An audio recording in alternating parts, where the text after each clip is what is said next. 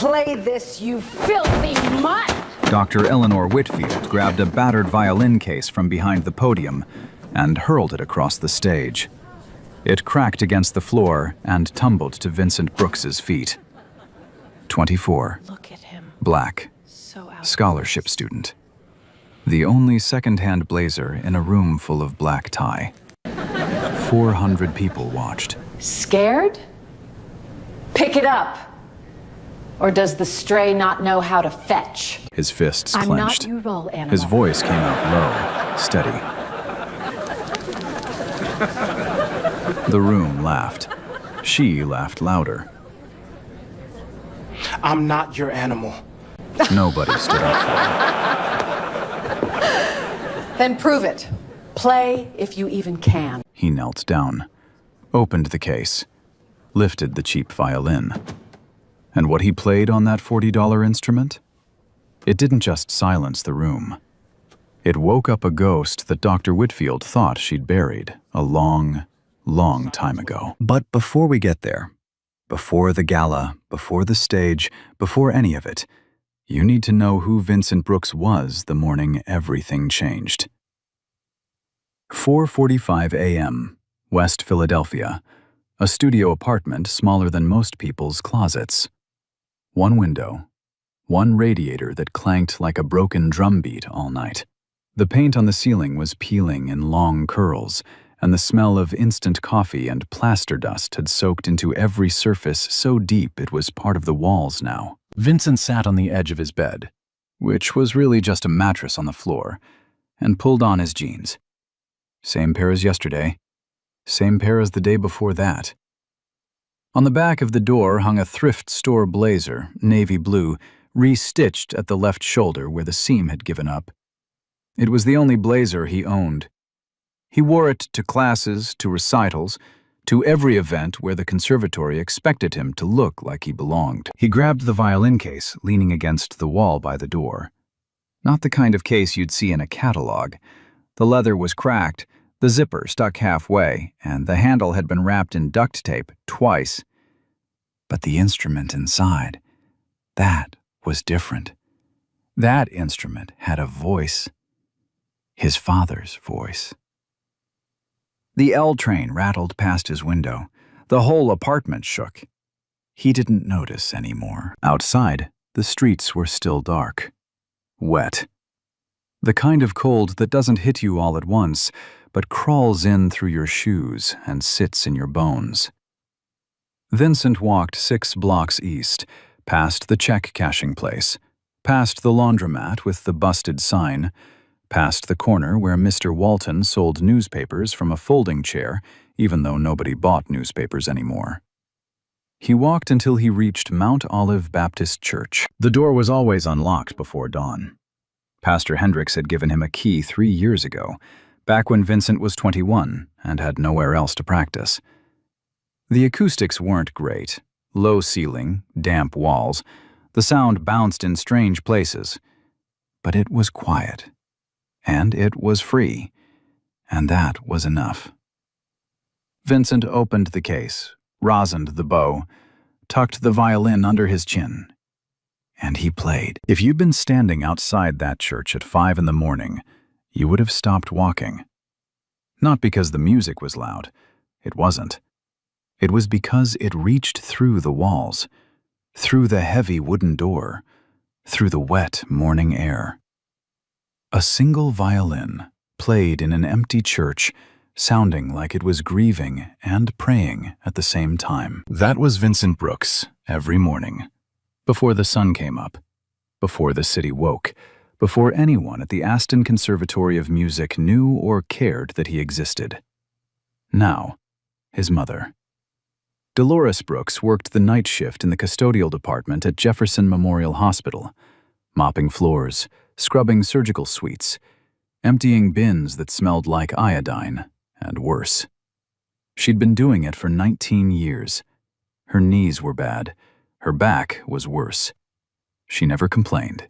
Not once. Every month she wired $260 to Vincent's landlord. That was the gap between his scholarship and the rent.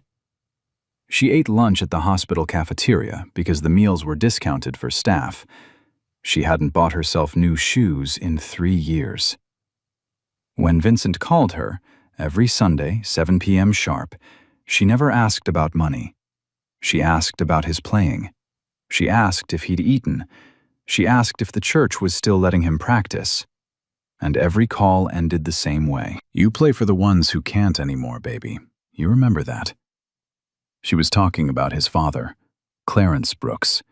If you grew up in West Philadelphia in the 90s and you walked past the right street corner on the right Saturday afternoon, you heard him before you saw him. A tall man in a flannel shirt, eyes closed, playing a violin on the sidewalk like the sidewalk was Carnegie Hall. No case open for tips, no sign, just a man and a melody and whatever God put in his hands that day. Clarence was self-taught, never read a note of formal theory in his life, learned by ear, by feel, by listening to records on a second-hand turntable until the grooves wore smooth. He played at churches, weddings, funerals. He played for free more often than not. People in the neighborhood called him the Fiddle Man. He'd smile when they said it, never corrected them. He composed, too. Not on manuscript paper. He couldn't afford it. He used the backs of church bulletins, napkins, the margins of his daughter's old school notebooks. Melodies in pencil, harmonics scribbled sideways. A whole world of music written in a handwriting only Vincent could read. One piece stood above the rest. A sonata for solo violin. 14 pages. No title, just a date. The year Clarence turned 30. And a small note at the bottom of the last page. For V, when he's ready. Vincent found it in a shoebox in his mother's closet when he was 16. He taught himself to play it that same summer, note by note, page by page. Alone in his bedroom with the door locked, hearing his father's voice in every phrase. It was the most beautiful piece of music he had ever heard. Wild, aching, full of something that formal training could never teach, because it came from a place that had nothing to do with technique and everything to do with living. Clarence died of a stroke on a Tuesday morning. He was 41. He left behind a widow, a 12-year-old son, one violin, and a shoebox full of music that nobody in the world knew existed. Nobody, except, as it turned out, one person who had no right to know it at all. The Aston Conservatory of Music sat on a tree-lined block in Center City, Philadelphia. Limestone columns, iron gates, the kind of building that whispered old money before you even walked through the door. Vincent was one of 3 black students in the performance program. He sat in the back of every lecture. He practiced in the smallest rooms, the ones with no windows, the ones nobody else wanted. His playing stopped people in hallways. Students would press their ears against practice room doors, holding their breath. But when the showcase lists went up each semester, his name was never on them. His closest friend, Naomi Sullivan, a cellist with a sharp tongue and 0 patience for politics, told him straight, "You play better than anyone in this building, V, and they know it. That's exactly why your name's not on that list." Vincent shrugged. "I just need to get through the year, keep the scholarship, keep my head down." Naomi shook her head. "You keep your head down long enough, people start thinking you don't have one." She wasn't wrong. But Vincent had learned a long time ago that for someone who looked like him, in a place like this, being invisible was safer than being seen.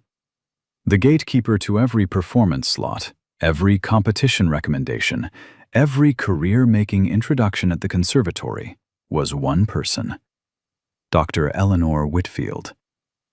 And that name, in this story, changes everything. Dr. Eleanor Whitfield didn't walk into rooms. She arrived. You heard her before you saw her. The sharp click of designer heels on marble. Steady, deliberate, like a metronome set to a tempo only she controlled. Students in the hallway would flatten themselves against the walls when that sound came around the corner.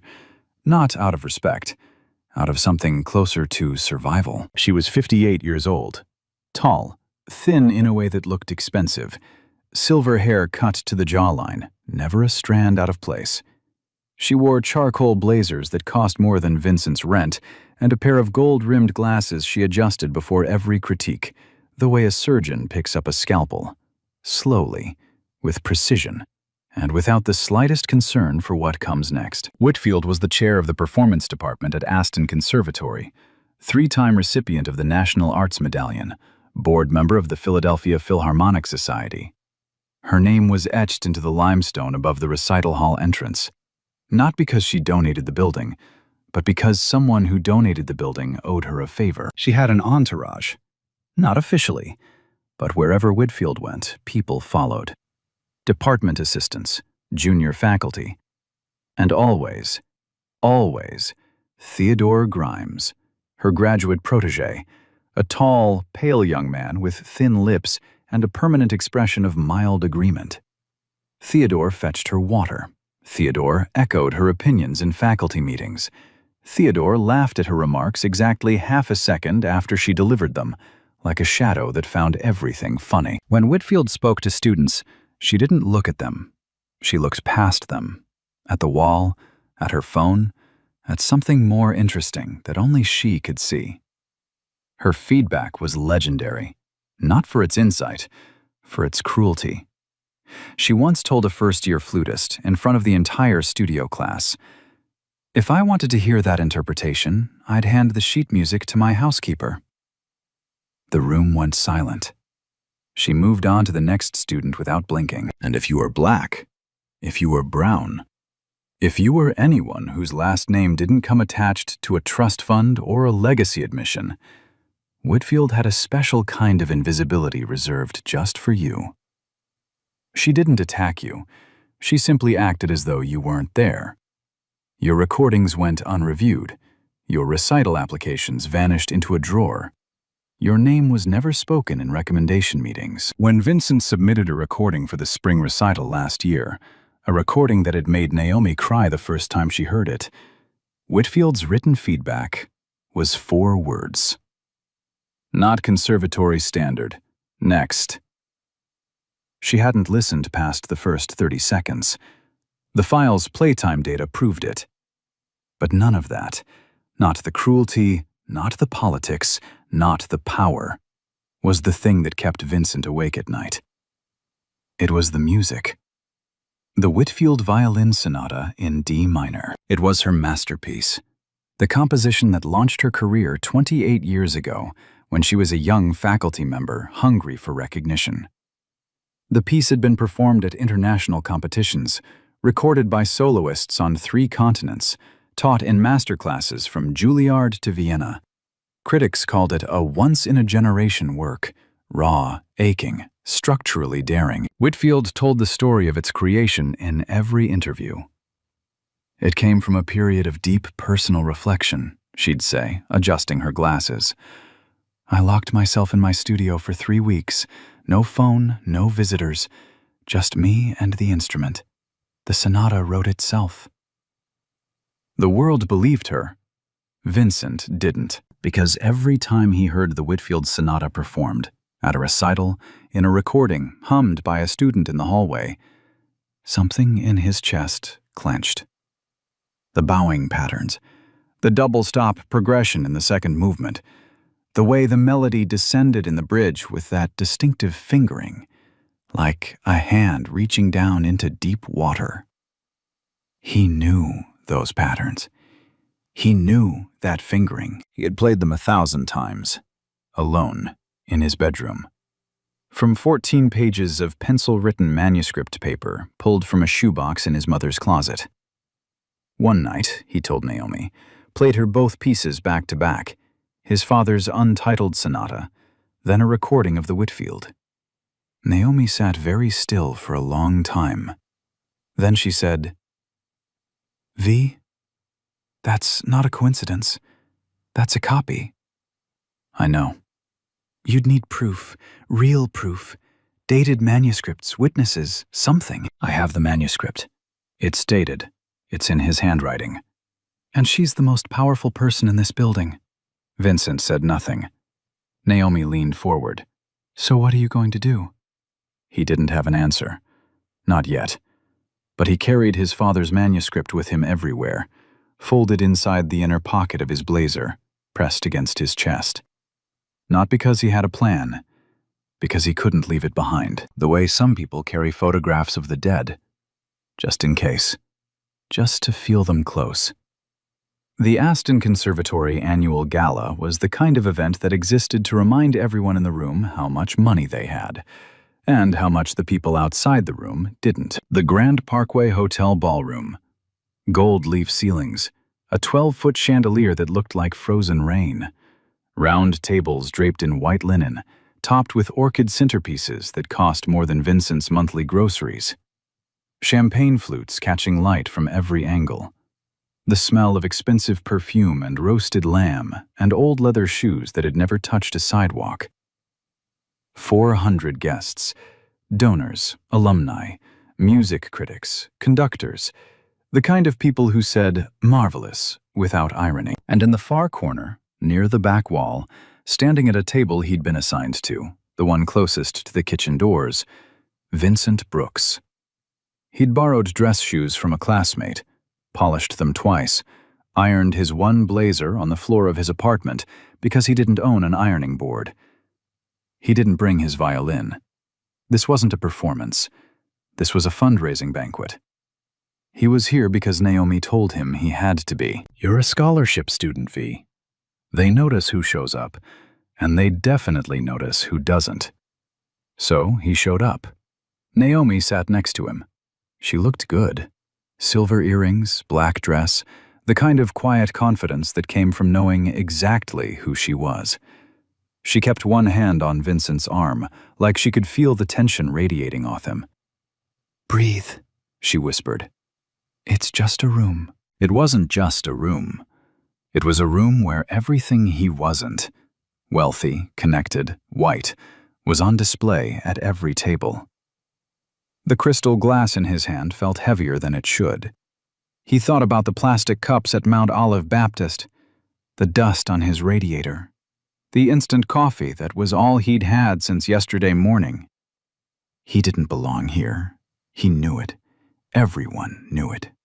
The stage lights dimmed. A spotlight hit the podium. Dean Harriet Caldwell stepped up to introduce the evening's honoree. Tonight we celebrate a woman whose contributions to this institution and to the art of music itself are nothing short of extraordinary. A video tribute rolled. Photographs of Whitfield at galas, at award ceremonies, at podiums around the world. Clips of soloists performing the Whitfield Violin Sonata, critics praising it, students quoting it. 28 years of a legacy built on 14 pages of someone else's pencil-written notes. Vincent's hand tightened around his glass. Naomi glanced at him.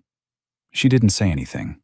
She didn't have to. Whitfield took the stage to a standing ovation.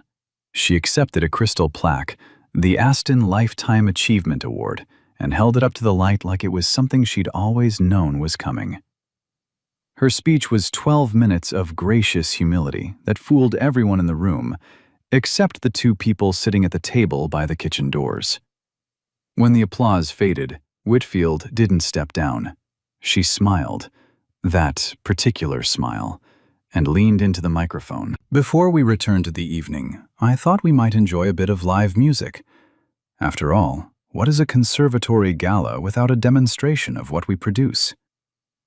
She gestured to Theodore Grimes.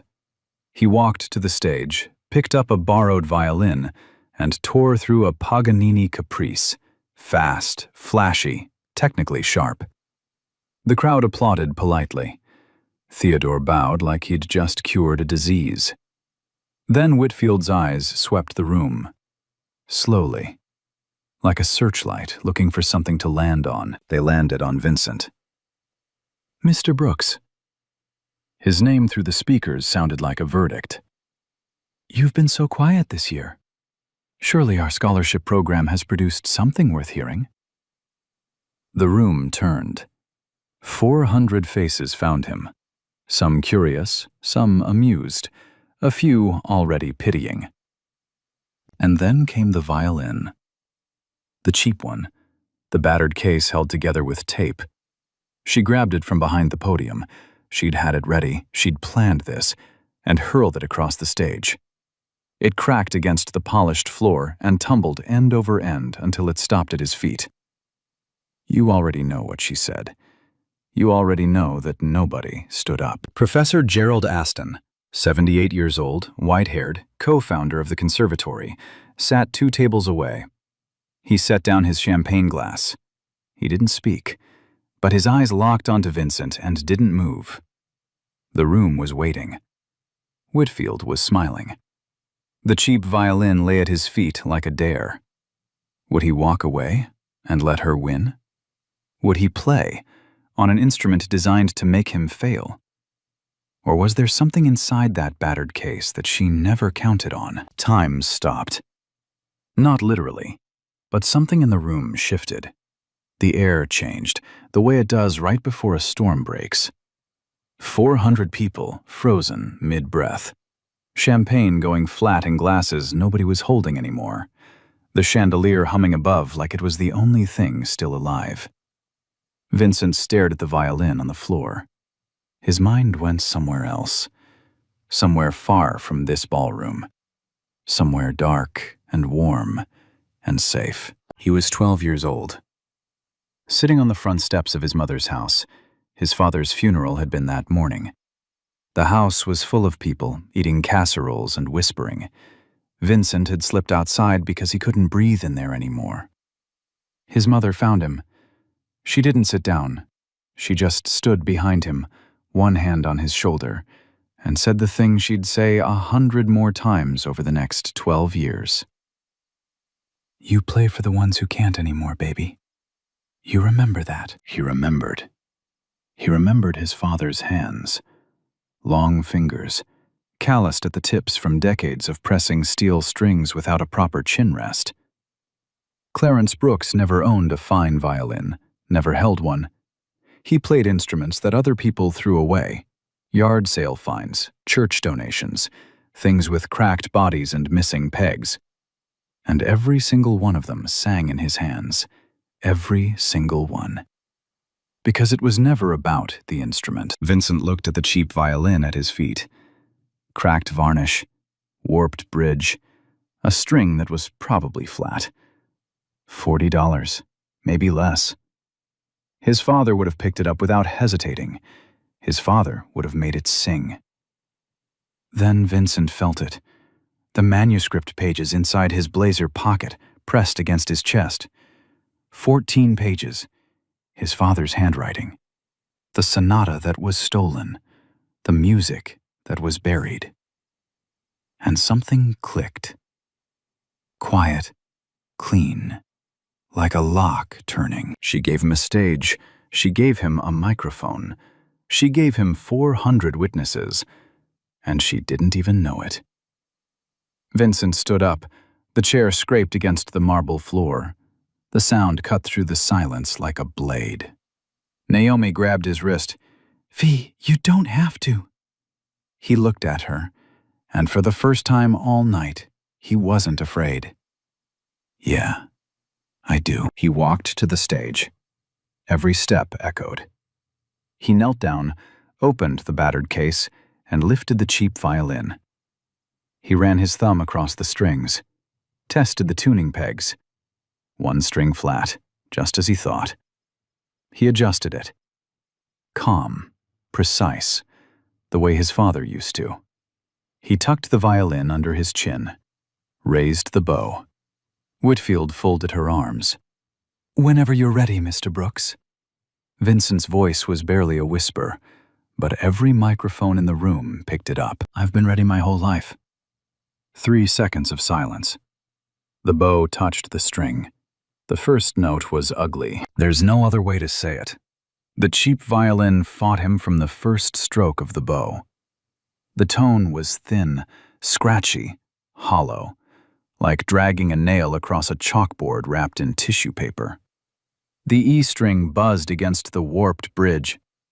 The body of the instrument had no resonance, no warmth, no depth. It was a $40 violin doing exactly what a $40 violin was built to do.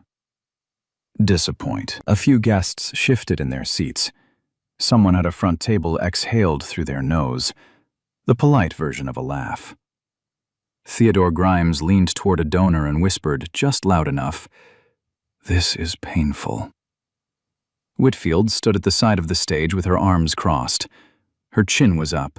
Her smile hadn't moved. This was going exactly the way she'd planned. For about 8 more seconds, because something happened in the 9th second that nobody in that room expected. Vincent adjusted. Not the violin. Himself. His bow pressure shifted, lighter on the attack, heavier on the sustain. His left hand moved a fraction of a millimeter closer to the bridge, changing the contact point. His wrist loosened. His shoulder dropped, and the scratchy, thin, dying sound of that cheap violin began to change.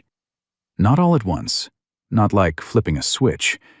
It was more like watching water find its way through cracks in a wall, slowly, then suddenly, then everywhere at once. The tone warmed. The buzz disappeared. A second voice appeared underneath the melody, a double stop, 2 strings ringing together in a harmony so clean it didn't sound like it could come from the instrument he was holding. Vincent's spine straightened, his eyes closed, and the trembling in his bow hand stopped completely. The room noticed, not with applause, not with gasps, with silence. A different kind of silence than before. The first silence was pity. This silence was attention. The melody was simple at the beginning, almost a hymn. Gentle, rocking, the kind of thing you'd hear drifting from a church on a Sunday morning, in a neighborhood where nobody locked their doors. A few notes, repeated. A phrase answered by another phrase, like a conversation between a father and a son. Then it began to grow. The hymn melody folded into something richer, more complex. The rhythm shifted, a syncopation in the bowing that felt like a heartbeat speeding up. The left hand climbed higher on the fingerboard, pulling notes from a register that the cheap violin had no business reaching.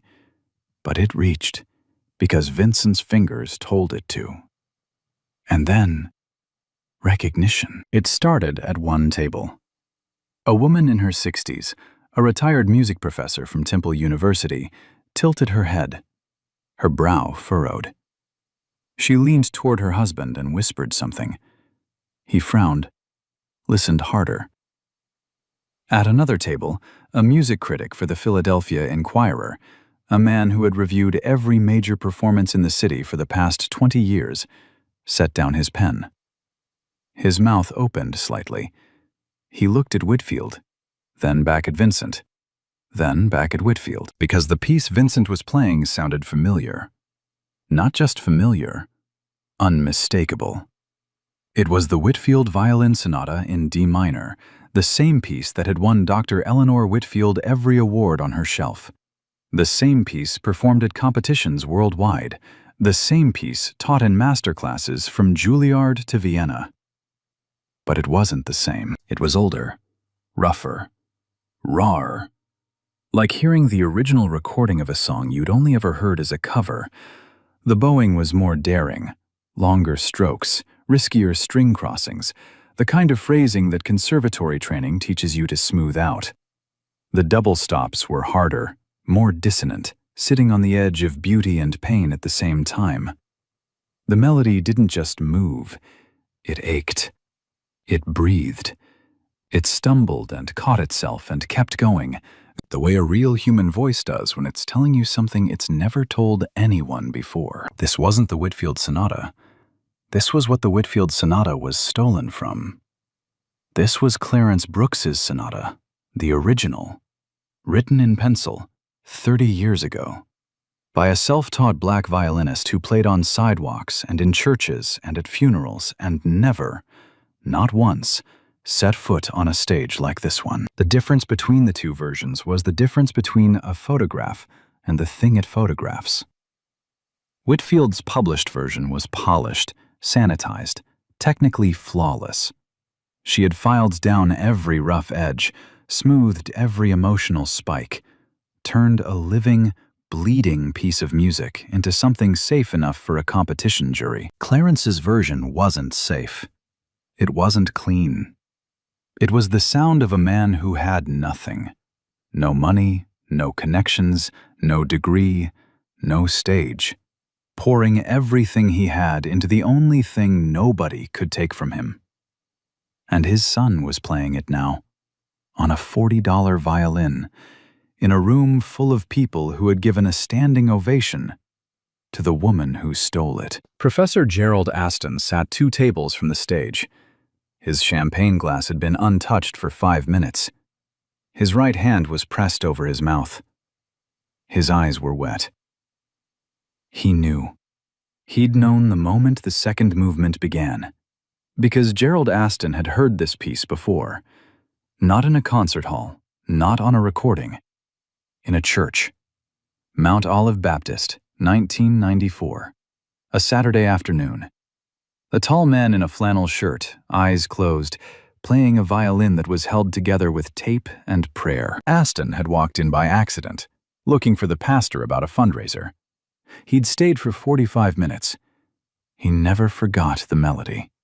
And for 28 years, every time he heard the Whitfield Sonata performed, something in the back of his mind itched. Something felt wrong. Something felt borrowed. Now he knew why. The room was changing. You could feel it. The way you can feel a tide turning before you see the water move. Whispers rippled from table to table. People leaned forward. Forks rested on plates. Phones were being held up, not to scroll, not to text, to record. Vincent played through the second movement. Every note landed like a fingerprint, proof of origin, proof of authorship, proof that this music had a father, and his name wasn't Whitfield. And then he reached the bridge. In Whitfield's published version, the bridge section was a technically impressive series of arpeggios, fast, clean, the kind of passage that made competition judges nod and scribble high marks on their scorecards. It was impressive. It was safe. It was furniture. In Clarence's version, the real version, the bridge was something else entirely. A cascading descent on the G string, the lowest, darkest string on the violin. The notes fell like stones dropped into deep water, heavy, slow, each one sinking further than the last. It didn't sound like music. It sounded like grief. Like a man standing at a window watching something he loved disappear down a street and knowing it wasn't coming back. Vincent reached the top of that descent. His bow hovered 1 millimeter above the G string, not touching, not moving. The room went silent. Not quiet, silent. The kind of silent where you can hear the ice settling in water glasses 3 tables away. The kind of silent where you become aware of your own heartbeat and wonder if the person next to you can hear it too. 3 seconds passed. They felt like 30. This was the moment. The breath before the fall. The bow dropped, and the sound that came out of that $40 violin was something that no one in that ballroom would ever forget for the rest of their lives. The G string growled. Not buzzed. Growled. Low and deep and raw, vibrating through the wooden stage, through the floor, through the legs of 400 chairs, and into the chests of 400 people who had forgotten how to exhale. The bow pulled the note longer than seemed possible, a sustained cry that bent at the edges, shimmering with a vibrato so tight it sounded like the string itself was trembling with rage. Then the descent began, note after note falling, each one darker, each one heavier. The melody didn't just move down the scale, it collapsed, the way a building falls in slow motion, each floor giving way to the one below. Vincent's left hand slid down the neck of the violin in a glissando that sounded like a human voice breaking mid-sentence. And then, without warning, the melody reversed. It climbed. Fast. The bow leaped from the G string to the D, to the A, to the E, the highest, brightest string, and suddenly the room was flooded with sound. Not dark anymore. Not grieving. Soaring. The notes cascaded upward in a run so fast and so clean that a violinist in the audience, a woman who had played with the London Symphony, pressed both hands flat on the table in front of her and whispered, "My God." It was technically astonishing. Runs that violin professors used as textbook examples of virtuosity. Double stops that shouldn't have been possible on an instrument this cheap. Harmonics that rang like bells in a cathedral. But it wasn't the technique that broke people open.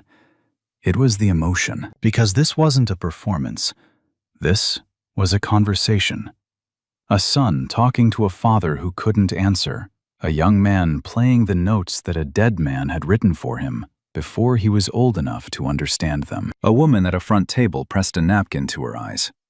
A retired conductor closed his eyes and nodded slowly over and over, like he was hearing a prayer answered after decades of asking. Naomi Sullivan, still sitting at the table by the kitchen doors, had both hands over her mouth, tears running down her face without sound. And Vincent played the final movement. The part that didn't exist in Whitfield's published version at all. 32 extra bars. Clarence's ending. The real ending. A resolution that Whitfield had cut because she didn't understand it, or because she was afraid of what it meant.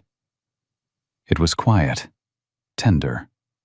A lullaby played on a single string, high and sweet and fragile, like a music box winding down in a child's bedroom. A father's last letter to a son who would one day stand on a stage like this one and play it back to the world. The final note hung in the air.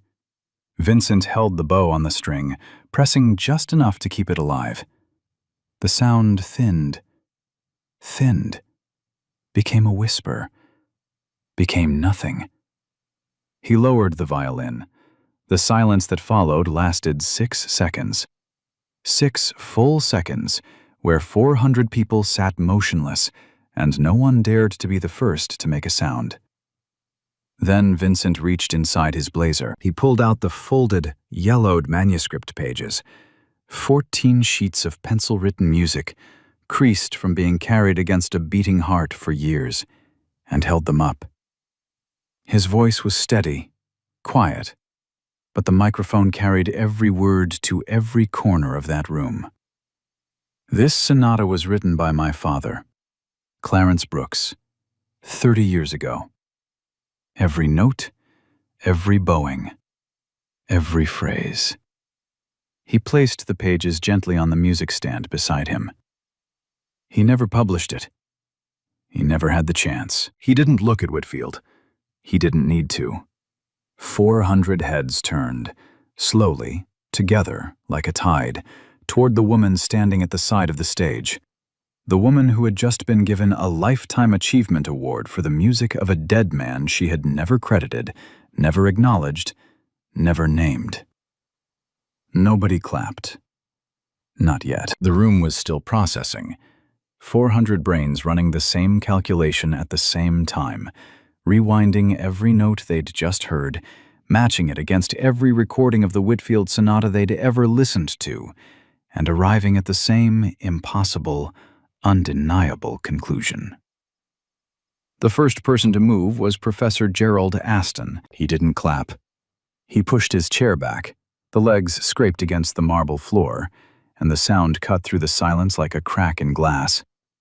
He stood, slowly, the way a man stands when he's carrying the weight of something he should have said a long time ago. He looked at Vincent. Just looked at him. Then he turned and faced the room. A woman at the next table stood. Then a man 2 rows behind her. Then 5 more. Then 10. Then the entire left side of the ballroom rose like a wave that couldn't be stopped. The applause didn't start as applause. It started as one pair of hands, a retired cellist near the back, meeting once, then twice, Then the sound multiplied, table by table, row by row, until it was a roar. Not polite, not rehearsed, the kind of applause that comes from the gut, from the place where people store the things they feel but don't know how to say. Some people were crying. They weren't embarrassed about it. The music critic from the Philadelphia Inquirer had stopped writing. His phone was already recording. He'd send the first draft of his story before midnight. Professor Aston walked to the stage. His steps were slow but deliberate. He reached Vincent, looked at the manuscript pages on the music stand, and studied them. The pencil handwriting, the date, the small note at the bottom of the last page. For V, when he's ready. Aston's voice was quiet, but he was standing close enough to the microphone that every word carried. I knew Clarence Brooks. I heard him play this piece at Mount Olive Baptist in 1994, on a violin just as old as this one. He paused, swallowed. I never forgot that melody, and now I know why it sounded so familiar all these years. The room exhaled, not relief, reckoning. And then, Whitfield. She was still standing at the side of the stage, but she wasn't the same woman who had thrown that violin case 20 minutes ago.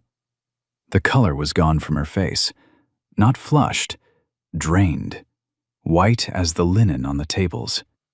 Her fingers gripped the edge of a cocktail table so hard her knuckles looked like they were trying to break through her own skin. The crystal plaque, the Aston Lifetime Achievement Award, sat in front of her. Under the chandelier light, it didn't look like an honor anymore. It looked like evidence. Theodore Grimes, who had spent the entire evening orbiting her like a moon that couldn't exist without her gravity, took one step backward, then another. He wasn't standing beside her anymore. The distance was small, 3 feet, maybe 4, but everyone who saw it understood what it meant. Whitfield opened her mouth. Her lips moved. Nothing came out. She tried again. Nothing. For the first time in 28 years, Dr. Eleanor Whitfield had no words. Dean Harriet Caldwell rose from her seat, crossed the room, and leaned close to Whitfield's ear. Whatever she whispered, it made Whitfield's jaw tighten like a wire pulled taut. Her eyes darted to the exit, then to the room, then to the floor. She didn't move. A reporter near the stage, young, hungry, already recording on her phone, called out, "Mr. Brooks, what do you want to happen now?" The room held its breath one more time. Vincent was still standing at the microphone, the cheap violin in one hand, his father's manuscript in the other. He didn't raise his voice. He didn't need to. I don't want anything to happen to her. I just want my father's name on his own music. The room broke open. This time it wasn't just applause. It was something deeper. Chairs pushed back, people on their feet. Hands clapping not for a performance, but for a truth that had waited 30 years to be spoken out loud. Naomi Sullivan, still at the table by the kitchen doors, pressed both hands over her mouth. Tears running, shoulders shaking. She whispered it to no one and everyone at the same time. That's my boy. The gala ended early. Not officially. The band still played. The waiters still poured champagne. But the room had changed. The way a room changes after someone opens a window that's been painted shut for decades. The air was different. The conversations were different. People stood in clusters, talking in low voices, glancing at the stage even though it was empty now. The chandelier still glittered. The orchids still sat in their vases. But the evening no longer belonged to Dr. Eleanor Whitfield. It belonged to a dead man named Clarence Brooks, and to his son, who had just given him back his name. Backstage was a narrow hallway with concrete walls and fluorescent lights that buzzed at a frequency designed to make everything feel temporary. Folding chairs leaned against a rack of unused music stands. A catering cart with half-empty coffee urns sat near the door. Vincent was sitting on one of those folding chairs, alone. His blazer draped over his knees, the cheap violin resting in its battered case beside him, still open, like it hadn't finished saying what it needed to say. His father's manuscript pages were back in his pocket, pressed against his chest, where they always were. His hands were shaking. Not from fear, not from adrenaline, from something he didn't have a word for yet, something that felt like setting down a weight he'd been carrying so long he'd forgotten it was there. He stared at his fingers, the calluses on the tips, thick and hard from years of pressing steel strings. The same fingers that scrubbed dishes on weekends, the same fingers that gripped a mop handle at the restaurant when the dishwasher broke and they needed someone to clean the floor. The same fingers that had just made a $40 violin sing in front of 400 people. The door opened. Naomi. She didn't say anything at first. She just walked in, pulled a folding chair next to his and sat down, close enough that their shoulders touched. For a long time they just sat there, two people in a fluorescent hallway, listening to the muffled sound of a world rearranging itself on the other side of the wall. Then Naomi spoke. "Your dad would have lost his mind tonight." Vincent laughed. A real laugh. The first full, unguarded laugh we've heard from him in this entire story. It came from somewhere deep and surprised even him. "He would have told me I rushed the bridge." Naomi smiled, wiped her eyes with the back of her hand. "Yeah, he probably would have." They sat there a little longer, saying nothing, needing nothing. The next morning, Vincent's phone buzzed at 6:14 a.m. An email. From the Caldwell Foundation, the private arts fund named after Dean Harriet Caldwell's family. He read it 3 times before the words stopped blurring. A full graduate fellowship, tuition, housing, a monthly stipend, a recording budget. No audition required.